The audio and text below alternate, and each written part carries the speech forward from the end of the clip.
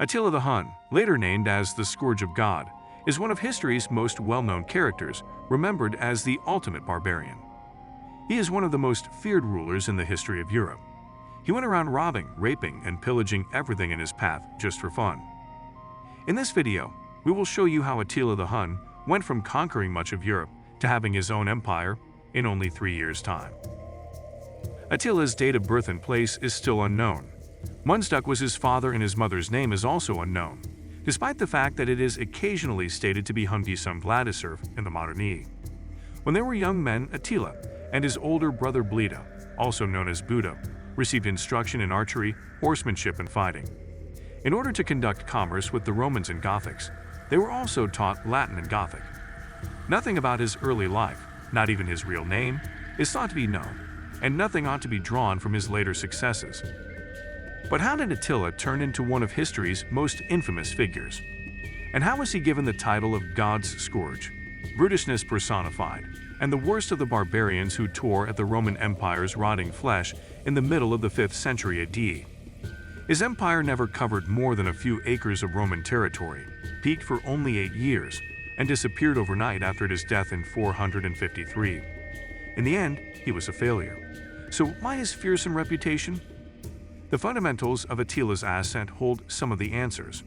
In the 4th century, the Huns emerged from Central Asian steppes. Their forefathers may have been the Xiongnu, who controlled Mongolia for 300 years. They originally came to the attention of the Greeks in 375 as pastoral nomads and mounted archery experts. In 378, they joined the Goths to attack Adrianople, which is present-day Edirne, Turkey. Rome had already passed its peak period of glory. The empire had been disintegrating for 100 years.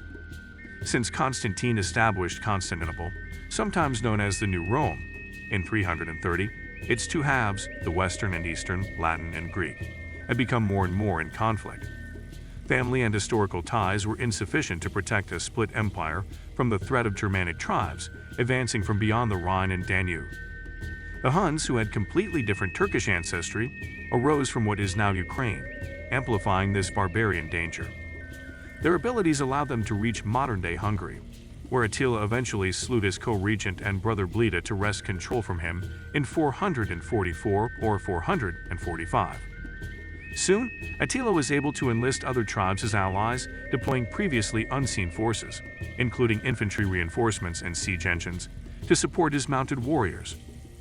As long as Attila was in power, the Huns were capable of building an empire that reached from the Atlantic to the Urals, the Alps to the Baltic.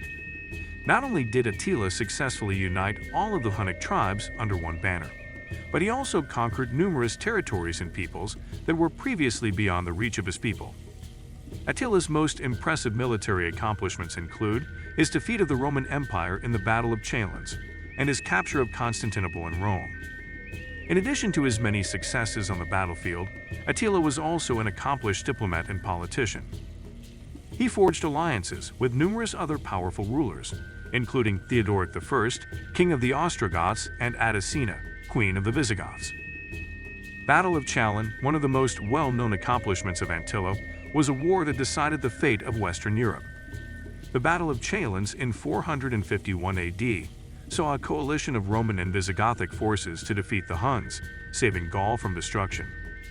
The Huns, under their king Attila, had swept across the plains of Europe, defeating all who stood in their way. They had already sacked the cities of Metz, Toulouse, and Orleans, and were now bearing down on the city of Chalons. The Roman general Aetius knew he could not defeat the Huns alone, so he called upon his old ally King Theodoric, the first of the Visigoths, for help.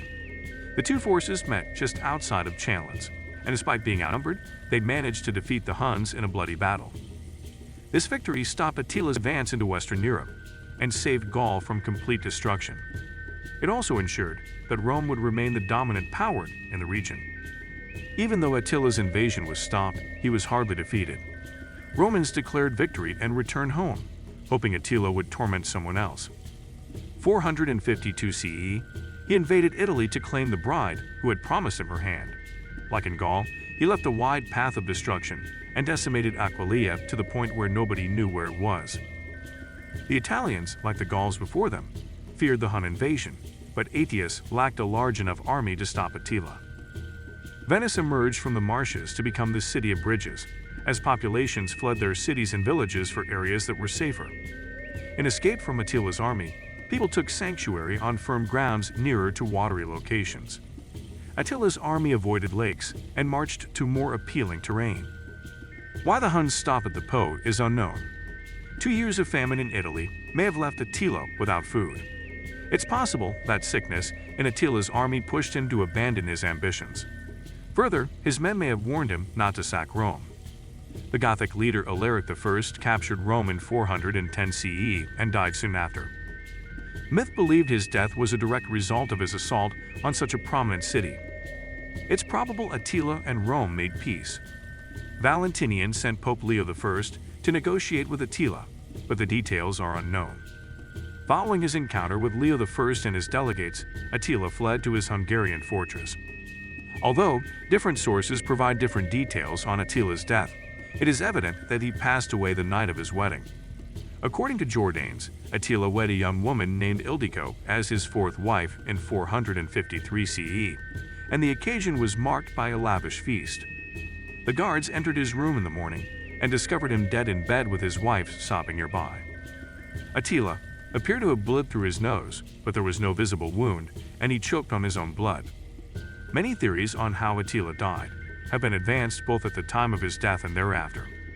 It's believed that Attila was killed by his new wife in a plot with Marcian, a rival Eastern emperor, and that the guards covered up the crime. He might have passed away inadvertently from alcohol poisoning or an esophageal hemorrhage too. According to historian Priscus of Panium, a burst blood vessel brought on by years of heavy drinking is the most likely explanation. Attila was laid to rest in 3 coffins. Even though there have been recent stories claiming to have found Attila's grave, those reports have been disproven. Nobody is aware of Attila the Hun's final resting place as of yet. This brings us to the end of this video. If you liked the video, please consider subscribing and sharing so we can keep bringing more content like this. Also, let us know your thoughts in the comments below. See you next time.